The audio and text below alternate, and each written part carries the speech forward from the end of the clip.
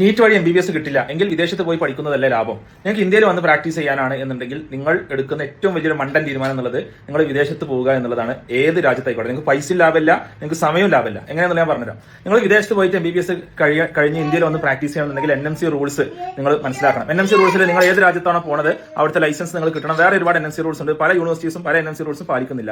ഈ NMC rules എല്ലാം പാലിച്ചാലും നിങ്ങൾ പോകുന്ന രാജ്യത്ത് നിങ്ങൾക്ക് ലൈസൻസ് കിട്ടണമെന്നുണ്ടെങ്കിൽ മേ ബി 6 to 1 year നിങ്ങൾ എന്തെങ്കിലുമൊക്കെ നിങ്ങൾ ചെയ്യേണ്ടി വരും. അത് കഴിഞ്ഞ് ഇന്ത്യയിൽ വന്ന് FMG എക്സാമിന് നിങ്ങൾ മേ ബി 6 months നിങ്ങൾ വീണ്ടും നിങ്ങൾ പ്രിപ്പയർ ചെയ്യേണ്ടി വരും. FMG എക്സാമിന്റെ പാസ് റേറ്റ് വെറും 20%.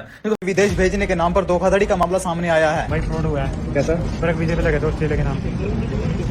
कितने पैसे लिए आपसे?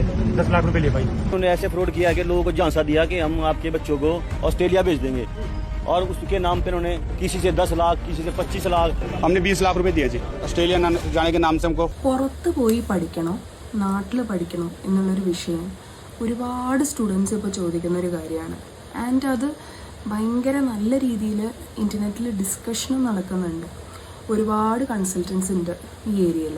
അതിൽ ആരാണ് ഒറിജിനൽ ആരാണ് ഫേക്ക് എന്നറിയില്ല എന്ന് പാരൻസ് ഒരുപാട് കംപ്ലൈൻറ്റ് ചെയ്യുന്നുമുണ്ട്.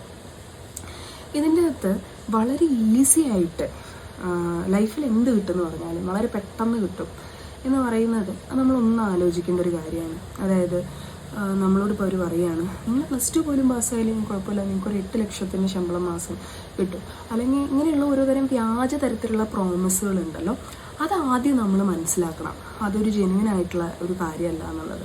പിന്നെ നമ്മൾ പൈസ ഇങ്ങനെ അടച്ചുകൊണ്ടിരിക്കുന്നു, അവരുടെ ഭാഗത്തുനിന്ന് ഒരു റെസ്പോൺസ് ഇല്ല, അത് നമ്മൾ ശ്രദ്ധിക്കണം. ഇതിൽ മെയിനായിട്ട് നമ്മൾ നോക്കേണ്ടത്, നമ്മൾ പുറത്തുനിന്ന് ഈ കോഴ്സ് എടുത്താൽ ആ യൂണിവേഴ്സിറ്റി വാലിഡ് ആയിട്ടുള്ള യൂണിവേഴ്സിറ്റി ആണോ, ആ യൂണിവേഴ്സിറ്റിയുടെ റാങ്കിങ് എന്താണ്, ആ യൂണിവേഴ്സിറ്റിൻ്റെ പേർപ്പസ് എന്താണ്, അതുപോലെ തന്നെ ഏത് സബ്ജക്റ്റാണ് നമ്മൾ എടുക്കാൻ പോകുന്നത്. എല്ലാവരും എടുക്കുന്നതുകൊണ്ട് ഞാനൊരു MBA എടുക്കുന്നു, എല്ലാവരും എടുക്കുന്നതുകൊണ്ട് ഞാനൊരു എഞ്ചിനീയറിംഗ് എടുക്കുന്നു എന്നൊന്നും പറയാതെ പേരൻസ് പറഞ്ഞ് പുറത്ത് പഠിക്കാൻ അതുകൊണ്ട് ഞാൻ പഠിക്കുന്നു, ഇതൊക്കെ വിട്ടിട്ട് എന്താ പറയുക IELTS എഴുതാതെ പോലെ നിങ്ങൾക്ക് പുറത്തേക്ക് പോകാം എന്നൊക്കെ പറയുമ്പോൾ തന്നെ നമ്മൾ ഒന്ന് ആലോചിക്കണം, ഇതിലെന്തെങ്കിലും തട്ടിപ്പുണ്ടോ കാര്യങ്ങളുണ്ടോ എന്ന്.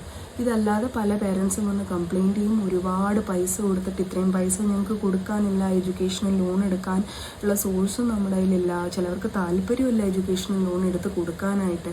അങ്ങനെ ഒരുപാട് പ്രശ്നങ്ങൾ ഉണ്ടായിട്ടുണ്ട്. പുറത്ത് പോരുതെന്നല്ല, പക്ഷെ പോണതിന് മുമ്പ് ഒരു അനാലിസിസ് ഒക്കെ നടത്തിയിട്ട് പലരോടും ചോദിച്ച് ആ യൂണിവേഴ്സിറ്റിയിൽ നിന്ന് പഠിച്ച് അവിടുന്ന് ജോലിയൊക്കെ കിട്ടിയിട്ടുള്ള ആൾക്കാരോടൊന്ന് സംസാരിച്ചിട്ട് നിങ്ങൾ പുറത്ത് പോയിക്കോളൂ. ടെസ്റ്റും ഒരു ഇൻട്രസ്റ്റ് ഇൻവെൻട്രിയും ഒരു പ്രോപ്പർ കരിയർ അസസ്മെൻറ്റ് നടത്തിയിട്ട് നിങ്ങൾ പുറത്ത് പോകും. Doctor Gayathri Menon, doctor Gayathri's wellness space.